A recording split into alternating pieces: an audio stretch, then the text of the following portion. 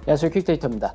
이번 시간에는 우리가 그 학위 논문 작성에 있어서 지도 교수께 컨펌을 받아야 되잖아요. 그래서 연구 계획서를 작성을 이제 하게 되는데 효과적으로 연구 계획서를 작성하는 방법에 대해서 좀 살펴보도록 하겠습니다. 근데 연구 계획서를 작성하기 전에 먼저 전체 본 논문요. 이 본 논문 작성에 필요한 그 몇 가지 기본 원칙을 꼭 알아두셔야 되거든요. 첫 번째가 독창성, 정확성, 객관성, 검증 가능성, 그리고 윤리성, 명료성이 있어야 돼요. 이런 조건을 갖추면 이런 연구 계획 단계에서부터 이를 반영한다 그러면 이 본 논문의 전체적인 완성도를 높일 수 있다 이거죠. 그래서 독창성 같은 경우는 기존 연구에서 다루지 않았거나 부족했던 부분을 찾아서 새로운 연구 문제를 제시한다. 우리 선행 연구 많이 참조하잖아요. 그 뒤에 마지막 연구의 한계점 이런 걸 보면 학술 논문이나 이런 걸 보면 거기 연구의 한계점이 있거든요. 그런 거를 발굴해서 내가 그걸 다시 확장시킨다. 그것도 이제 독창성인 거예요. 연구 주제가 학문적으로 새로우면서도 근데 의미가 있어야 되겠죠. 그래서 너무 의욕이 과다해서 전혀 시도하지 않은 연구를 하는 것은 학위 논문 작성 자체를 어렵게 만듭니다. 그래서 너무 의욕이 앞서면 안 돼요. 이 논문 연구는요, 어떤 돌탑 위에 우리는 작은 조약돌 하나 올려놓는 거거든요. 그래서 너무 내가 모든 걸 다 다시 만들 거야 라고 하는 그런 과욕은 버리셔야 합니다. 그래서 기존 연구에서 좀 더 보완하고 추가하는 이런 형식이 필요하다라는 거죠.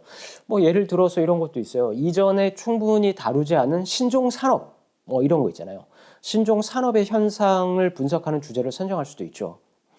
뭐 요즘 AI나 뭐 이런 것들이 이제 많이 나오고 있으면서 산업의 어떤 패러다임도 바뀌고 사람들의 그런 흐름도 많이 바뀌고요. 그 생활 양상도. 그래서 그런 것도 확장해도 된다는 거죠. 그리고 이제 객관성과 검증 가능성인데 연구는 경험적인 자료 수집을 통해서 검증 가능해야 되고 제3자가 보아도 같은 결론에 이를 수 있도록 투명한 절차를 따라줘야 합니다. 그래서 연구 문제와 가설은 모호한 표현을 좀 피하고 측정 가능한 변수로 정의되어야 한다. 그리고 개인적인 가치 판단을 배제하고 데이터를 통해서 입증할 수 있는 내용만으로만 구성해야 된다라는 겁니다. 이제 윤리성인데요. 연구는 자료의 조작, 이 자료의 조작이라는 것은 이제 데이터 값이 잘 안 나온다고 해서 조작을 하거나, 그리고 이제 표절이 나중에 지금 당장은 표절이 문제 없을 거야 막 이렇게 해서 빨리 일단 끝내야지 하는데 나중에 발목을 잡는 게 표절이잖아요. 그래서 표절이 없어야 되고 그다음 이제 우리가 뭐 연구 대상자들 그들에게 해를 끼치지 않아야겠죠. 그리고 설문조사나 실험을 할 때 그 실험 연구 같은 걸 설계할 때 참여자의 동의를 당연히 얻어야 되고 개인정보 보호라든가 그다음에 연구 과정에서 윤리 기준 이런 걸 꼭 준수해야 합니다. 뭐 예를 들어서 이런 것도 있어요. 그 설문 문항을 만들 때 응답자가 좀 불쾌함을 느낄 만한 이런 표현들 그런 것들은 좀 제거하고 예민한 것들 그리고 실험 참여자에게 사전에 충분한 정보를 제공해야 한다라는 겁니다. 그리고 이제 명료성인데요. 명료성은 뭐 달리 얘기하면 평이성. 이게 무슨 말이냐면 연구 계획서가 전공자들이 이해하기 쉽도록 간결하고 명확한 언어로 작성 이제 해야 된다라는 거예요. 그래서 너무 전문적인 용어 같은 경우들은 필요한 경우에만 사용하고 문장은 너무 길거나 복잡하지 않게 쓰도록 해야 합니다. 그래서 이런 것들이 논문의 그 논리적 흐름을 명확하게 전달하는데 중요한 것이죠. 그래서 지금 이렇게 6가지 뭐 기본 원칙이 더 많겠지만 그래도 크게 함축적으로 보면 이 6가지의 이 원칙들을 잘 지켜나가면 연구 계획서 단계에서부터 논문 전체 본 논문의 질을 담보할 수 있다라는 겁니다.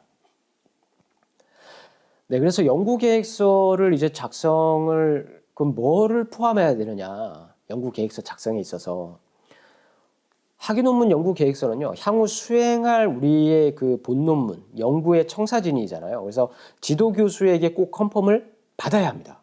칼자루는 지도 교수가 쥐고 있잖아요. 그래서 지도 교수에게 나는 이런 연구를 할 거야 라고 꼭 컨펌을 받아야겠죠. 그래서 지도 교수가 오케이를 해야 되는 거니까요. 그래서 지도 교수 특성에 따라서 이렇게 보면, 뭐 세네 장, 뭐 한두 페이지로 갖고 와라 하는 분도 계시고 보통 뭐 세네 장 혹은 뭐 논문 전체의 본논문 전체의 한 3, 40% 분량을 미래 시제로 이제 작성하게끔 하는 그런 교수님도 계십니다. 그래서 아직 수행되지 않은 연구 계획이잖아요. 연구 계획서는. 그래서 뭐뭐 하였다보다는 뭐뭐 할 것이다 혹은 뭐뭐 하고자 한다, 뭐뭐 할 예정이다 이런 식의 표현으로 기술을 하면 되고요. 예를 들어서 뭐 이런 거죠. 본 연구에서는 무엇을 연구하였다가 아니라 본 연구에서는 무엇을 연구하고자 한다 이런 식으로 이제 연구 계획서니까 쓰면 되고 대학원생이 연구 계획서를 작성할 때는 이 몇 가지의 기본 원칙을 염두에 두고 각 챕터, 그러니까 각 장을 체계적으로 구성해야 합니다. 이 연구 계획서가 일반적으로 논문의 전형적인 장 구조를 따를 수밖에 없어요. 연구 계획서도. 그래서 보통 서론, 이론적 배경, 뭐 혹은 이론적 배경 및 문헌 고찰 뭐 이런 식으로. 그 다음에 연구 방법, 그리고 우리는 분석을 아직 본 논문이 아니니까 계획서니까 연구 결과는 없죠. 그러니까 예상 결과라든가 기대 효과, 그리고 이 연구의 연구 일정, 이거 중요합니다. 연구 일정. 그리고 참고 문헌 순서로 작성을 이제 하게 돼요. 보통적으로 연구 계획서가. 그 학교나 해당 학과에 따라서 약간의 차이는 있는데 특히 사회과학 분야에서 양적 연구의 뼈대나 골격은 거의 비슷해요. 흐름이 같기 때문에 대체로 비슷한 양식으로 이루어지게 됩니다. 그래서 연구 계획서에 있어서 들어가야 할 내용을 한번 살펴보도록 할게요. 제일 먼저 서론이죠. 이 서론은 연구 계획서의 시작이잖아요. 그래서 연구의 배경과 필요성을 제시하고 왜 이 연구를 하는지를 설명해야 하는 부분입니다. 그러니까 서론에서는 연구 주제와 그 연구 문제를 소개하고 그다음에 해당 현안이 중요한 이유 그리고 해결해야 할 필요성을 논리적으로 설득해야 합니다. 그래서 첫 번째가 이제 연구의 배경과 필요성인데 연구 주제와 관련된 현상이나 문제점 서술, 뭐 통계 자료가 있으면 통계 자료, 그리고 보고 자료 등을 통해서 현재 상황을 이해를 시켜야 합니다. 그래서 뭐 예를 들면 누구누구에 따르면 이 누구누구라는 건 선행 연구예요. 그래서 뭐 데이먼 2022에 따르면 2020년에 작성했다 이거죠. 선행 연구가 누구누구에 따르면 현대 대학생들의 뭐 94.3%가 소셜 네트워크 서비스를 사용하고 있는데 하루 평균 사용 시간이 1시간 뭐 한 18분으로 나타났다. 그리고 또 누구누구에 의하면 누구누구 연구에 의하면 또 이제 선행 연구 또 인용을 하는 거예요. 누구누구에 의하면 이러한 과도한 사용은 자아 존중감 저하라든가 뭐 우울이라든가 대인관계 문제 등과 연관이 있어서 이에 대한 실증적 검토가 필요하다. 이런 식으로 문제의 심각성이나 중요한 수치, 통계 자료 이런 것들을 사실을 들어서 제시한다. 그런데 여기서 선행 연구가 인용이 된다면 누가 이런 연구를 했는데 이런 정의를 했고 주장을 했다. 이렇게 하면 그 내 연구의 그 배경에 대한 그 강력한 뒷받침이 될 수 있다 이겁니다. 그다음에 연구의 필요성. 제시한 문제에서 왜 학술적으로 연구한 가치가 있는지를 설명해 줘야 합니다. 우리는 학술 논문 쓰는 거잖아요. 글 짓기 하는 게 아니라. 그래서 학술적으로 연구 가치가 있는지를 서술해 주는데 기존 연구에서 다루지 않았거나 결론이 일치하지 않는 지점을 언급하면서 연구의 좀 틈새를 좀 찾아보는 거예요. 뭐 예를 들면 땡땡땡 연구에 따르면 과도한 SNS 사용은 자아 존중감 저하, 뭐 우울, 뭐 대인관계 문제와 같이 사회적, 심리적 어려움과 연관이 있고 뭐 이러한 것들이 대학생들의 전반적인 삶에 부정적인 영향을 미칠 수 있다고 주장한다. 따라서 SNS 중독이 대학생의 정신건강과 대인관계에 미치는 영향을 분석하고 부정적 영향을 완화할 수 있는 뭐 개입 방안을 모색하는 것이 필요하다. 뭐 이런 식으로 기술하면서 추가적으로 이전 연구의 한계를 조금 언급하고 그 다음에 자신의 연구가 그것을 어떻게 보완할지를 설명해 주면 되는 거죠. 그래서 사실은 연구의 배경과 필요성이 머리가 많이 아파요. 그래서 선행 연구를 많이 좀 고찰을 하셔야 되고, 그래서 이 부분이 중요합니다. 교수께서 딱 이걸 먼저 첫 장을 볼 거 아니에요. 그래서 어떤 연구를 하려고 하고 어떤 연구의 배경이 있고 왜 이 연구를 하려고 하는지 이 학생이, 이 대학원생이 그걸 이해를 시켜야 됩니다. 그다음 이제 두 번째 연구의 목적과 문제 제기를 이제 하는 거예요. 그래서 연구 문제를 좀 명확히 정의하고 연구 질문이나 목적문 형태로 핵심 주제를 요약하는 겁니다. 가설을 이제 한다 그러면 연구 가설, 명확하고 측정 가능한 형태로 서술하고 이론적 배경을 기반으로 정리해 줘야 돼요. 뭐 예를 들면 본 연구는 SNS 중독이 대학생의 자아 존중감과 대인관계에 미치는 영향을 분석하고 뭐 그중에 우울과 불안이라는 변수가 우울과 불안이 이 관계에서 매개 역할을 하는지 검증하는 것을 목적으로 한다. 이를 통해서 SNS 중독의 부정적 영향을 완화할 수 있는 뭐 심리적 개입 방안을 모색하고 건강한 SNS 사용을 유도할 수 있는 실질적인 시사점을 이렇게 제시하고자 한다. 이런 식으로 서술해 주면 되는 거예요. 그리고 연구 문제 같은 것도 제시를 이제 하면 좋죠. 연구 가설은 이론적 배경이나 연구 방법에서도 많이 쓰는데 또 어떤 학과에서는 연구 문제를 서론에서 먼저 제시를 해줍니다. 지금 예를 든 걸로 본다 그러면 연구 문제 같은 경우는 SNS 중독은 대학생의 자아 존중감에 어떤 영향을 미치는가? 그 다음에 SNS 중독은 대학생의 대인관계에 어떠한 영향을 미치는가? 우울과 불안은 SNS 중독과 자아 존중감의 관계를 매개하는가? 혹은 SNS 중독이 그 대인관계와 우울과 불안이 매개 효과를 갖는가? 이런 식의 그 연구 모형에 의해서 연구 문제를 제시하면 좋죠. 그리고 나서 본 연구는 이러한 연구 문제를 바탕으로 SNS 중독의 심리적, 사회적 영향을 종합적으로 분석하고 대학생들의 정신 건강과 대인관계 향상을 위한 기초 자료를 제공하는데 이바지하고자 한다, 기여하고자 한다, 이런 식으로 기술하면 좋다 이겁니다. 그래서 이 서론은요, 전체 논문의 출발점이기 때문에 배경, 문제 제기, 연구의 목적 이런 흐름이 자연스럽게 연결되도록 작성해야 합니다. 왜 이 연구를 하는지를 지도교수가 이해를 해야 하고 공감이 돼야 돼요. 공감할 수 있도록 기술하는 것이 중요합니다. 그래서 서론에서 사용하는 용어 정의는 다음 장에서 이제 우리가 용어 같은 것들 있잖아요. 지금 제가 SNS 중독이라든가 대인관계, 자아 존중감, 우울, 불안 이렇게 5가지 변인을 얘기했잖아요. 그래서 이런 것들이 일관돼야 돼요. 이 용어들이.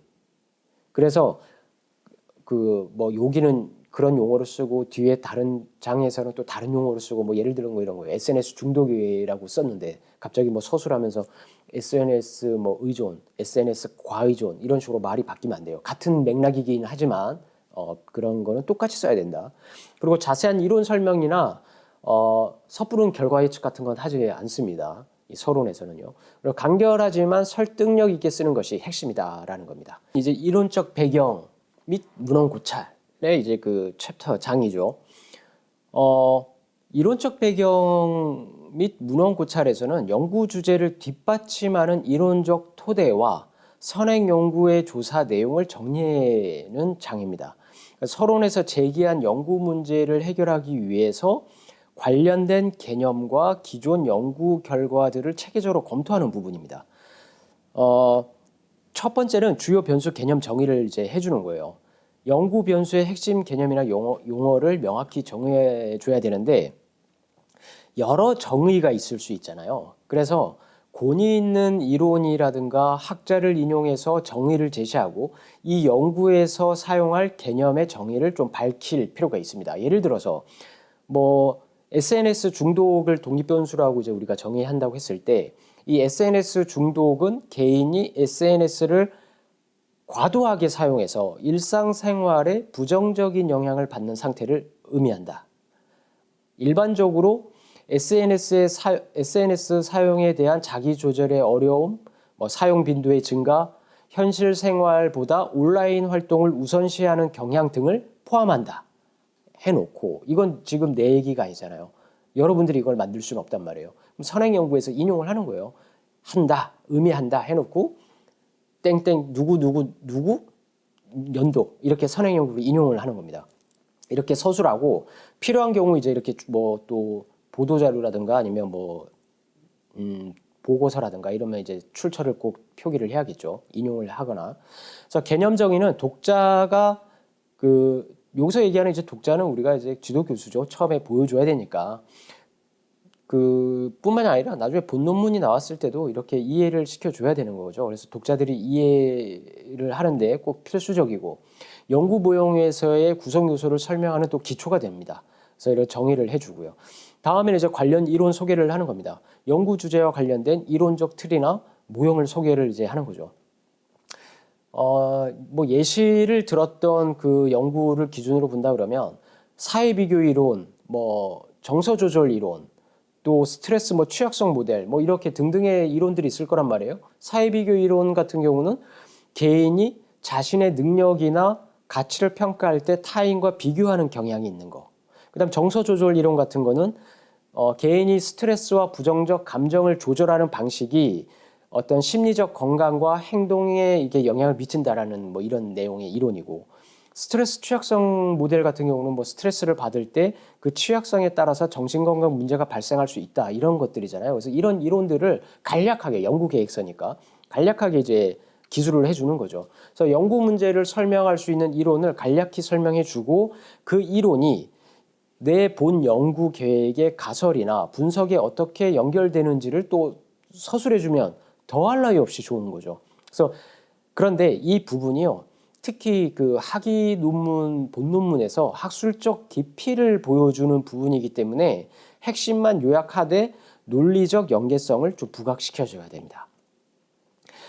세 번째로 선행연구와 이제 문헌 검토예요. 연구와 관련된 선행연구들을 폭넓게 좀 검토하고 주제별로 정리를 해야겠죠. 그래서 문헌 검토는 단순한 나열식보다 좀 이렇게 비교하면서 검토하는 게 좀 중요하고요. 선행연구를 통해서 알려진 결과, 아직 밝혀지지 않은 내용 이런 것들을 도출해서 이 연구의 격차를 좀 식별해 줄 필요가 있어요. 선행연구 검토는 논문의 필수 중에 필수예요. 연구 계획서에서도 필수 중에 필수입니다. 이 선행연구 기반하지 않고 연구 계획서를 가져가면 지도교수께서 뭘 믿고 그 연구를, 물론 알지만 이 연구자가 그 정도의 준비가 안 됐다고 판단한단 말이에요. 선행연구 검토가 없으면. 그래서 꼭 중요합니다. 그래서 기존 연구들의 결과를 알아야지만 내 연구의 발전과 차별점을 제시할 수 있겠죠. 예를 들어서 SNS 중독과 자아 존중감, 대인관계에 관한 이전의 연구들을 찾아서 이 관계들을 연구한 그 선행 연구를 찾아서 어떤 연구는 뭐 정적으로 유의한 영향을 주었다고 보고했고 다른 연구에서는 유의한 영향이 없었다라고 했다면 이 각각의 내용을 또 정리해 줘야 됩니다. 그런 다음에 연구자 자신의 시각에서 이 결과들을 비교하고 종합해 주면 되겠죠. 그래서 선행연구 검토를 통해서 무엇이 이미 알려졌고 무엇이 아직 밝혀지지 않았는지를 도출해야 합니다. 그런데 이 상반된 결과를 보면 선행연구가 상반돼 있어요. 어떤 거는 정적인 영향인데 어떤 거는 뭐 유해한 영향이 없었다. 뭐 이런 식으로 나왔다 그러면 SNS 중독과 자아 존중감 그리고 대인 관계의 관계에서 일관된 결론이 부족한 거잖아요. 상반된 연구 결과들이 있다면. 그래서 이런 식으로 기술하면 돼요. 예를 들어서 이러한 차이가 있는 이유가 연구 대상, 대학생, 청소년, 직장인 이렇게 등등의 차이가 있겠죠. 연구 대상에. 그 다음에 SNS 이용 목적의 차이도 있을 거예요. 정보 탐색이냐 아니면 관계 형성의 목적이냐. 그리고 SNS를 활용하는 방식도 틀릴 거예요. 단순 소통 방식이냐 과시적인 소통 방식이냐 혹은 정보만 탐색하기 위한 방식이냐. 이런 것들에 대해서 분석 방법의 차이 때문에 연구 결과가 달라질 수도 있는 겁니다. 그래서 이런 것들을 그 선행 연구의 그 결론을 잘 보면서 이런 이유 때문에 차이가 있더라. 이 상반된 결과들이. 이런 것까지 기술해주면 교수께서 박수를 쳐주겠죠. 선행 연구의 고찰이 엄청난 거잖아요. 이 대부분의 이 연구가 또 뭐 이렇게 할 수 있어요. 대부분의 연구가 SNS 중독과 자아 존중감, 대인 관계 간의 직접적인 관계만을 검토했는데 우울과 불안이 이러한 관계에서 매개 효과가 있는지, 매개 역할을 하는지에 대한 연구가 제한적이다. 그래서 따라서 본 연구에서는 SNS 중독이 자아 존중감과 대인 관계에 미치는 영향을 분석하되 우울과 불안의 매개 효과를 포함해서 기존 연구에서 명확히 밝혀지지 않은 관계를 규명하는 것을 목표로 한다. 이를 통해서 SNS 사용이 대학생 개인의 심리적, 사회적 적응에 미치는 영향을 보다 좀 세밀하게 탐구하고자 한다, 설명하고자 한다. 이런 식으로 선행 연구에 좀 공백 영역을 찾으면서 기술해주면 더할 나위 없이 좋겠죠. 이런 격차가 연구의 필요성을 이제 앞에서 얘기했던 연구의 필요성을 좀 더 뒷받침 해준다라는 겁니다. 근데 이러한 것들을 선행 연구로 많이 이제 검토하고 서치해서 읽어보고 해야 되잖아요. 근데 이런 과정이 굉장히 힘들어요. 그런데 차후 이 연구 계획서가 지도 교수께서 오케이 이대로 진행합시다 논문 씁시다라고 한다 그러면 본 논문에서 분석 결과와 선행 연구 분석 결과를 결론에서 비교 서술해야 하거든요. 그때 굉장히 유용하게 써먹을 수 있습니다. 빠르게 써먹을 수가 있어요. 그래서 선행 연구 고찰을 좀 많이 해야 된다. 유의했던 것들, 유의하지 않은 것들, 혹은 반대로 뭐 정적인 영향을 미쳤는데 또 다른 연구에서는 부적인 영향을 미쳤어. 이러한 연구들을 많이 좀 찾아놓고 그런 것도 연구 계획서에 담아놓으면 나중에 결론 쓰는데 본 논문에서 결론 쓰는데 굉장히 유용하게 빠르게 쓸 수 있다는 거예요. 그리고 이 부분이 좀 탄탄해야 선행 연구를 비롯한 문헌 고찰이 잘 되었다라는 인식을 지도 교수께 확실하게 심어줄 수 있기 때문에 좀 상당히 중요한 부분입니다. 선행 연구 검토가. 그리고 이제 가설의 도출 근거 제시. 뭐 가설을 우리가 이제 뒤에서 알아볼 연구 방법이나 이런 데서 연구 모형과 가설 이런 데서 서술하는 부분도 있고 혹은 이론적 배경을 같이 하면서 서술하는 부분도 있어요. 그래서 이거는 학과의 특성이라든가 뭐 이런 거를 좀 서치하셔서 살피셔서 거기에 맞게끔 그 장을 쓰여주면 되는데 이렇게 쓰는 거죠. 만약에 이 이론적 배경과 문헌 고찰에서 선행 연구를 고찰한 다음에 내 가설을 얘기를 하겠다. 그러면 이러한 이론과 선행 연구들을 종합해 보면 어떤 변수와 어떤 변수 간에는 어떠한 관계가 있을 것으로 예상된다. 라는 식으로 정리하는 겁니다. 그래서 이 부분은 이후 가설 설정으로 또 자연스럽게 이어지도록 작성해야 되는 거예요. 그래서 문헌 고찰은 기존 지식의 축적 위에 자신의 연구를 세우는 작업이라고 말씀드렸잖아요. 돌탑에 작은 조약돌 하나 올리는 거라고. 그래서 체계적이고 좀 폭 넓게 문헌을 찾아 정리하면서도 나의 연구 주제와 직접 관련된 내용으로 이제 선별하는 것이 중요하다는 거예요. 불필요한 내용까지 모두 담기보다는 연구 문제를 해결하는 데 꼭 필요한 이론과 결과들을 좀 논리적으로 연결해야 합니다. 그래서 글의 흐름이 좀 물 흐르듯 유기적이어야 되거든요. 그래서 처음부터 학술적으로 모든 것을 접근하려고 하지 말고 친구나 뭐 직장에서 말하듯 아니면 그 같은 랩 연구실에 있는 랩실에 있는 그 동료 연구자들한테 말하듯 이야기를 머릿속으로 한번 그려보세요. 그리고 이제 말이 된다면 그때 선행 연구를 검토하는 것도 도움이 돼요. 그러니까 이론적 배경을 작성하면서 그 얻은 인사이트를 통해서 모형을 구성하고 가설을 이제 수립하는 거잖아요. 그래서 문헌 고찰과 그 내용과 가설이 어긋나지 않도록 좀 일관성을 유지해 줄 필요가 있다라는 겁니다. 이 가설에 대한 그 내용은 뒤에서 다시 한번 연구 방법 쪽에서 연구 모형과 연구 가설 쪽에서 또 한번 설명하도록 하겠습니다. 자, 여기까지 그 서론과 이론적 배경을 좀 마치고요. 다음 시간에 연구 모형과 가설 그리고 이제 연구 방법 그리고 이제 뭐 결과 논의 뭐 이런 것들을 또 계속 알아보도록 하겠습니다. 감사합니다.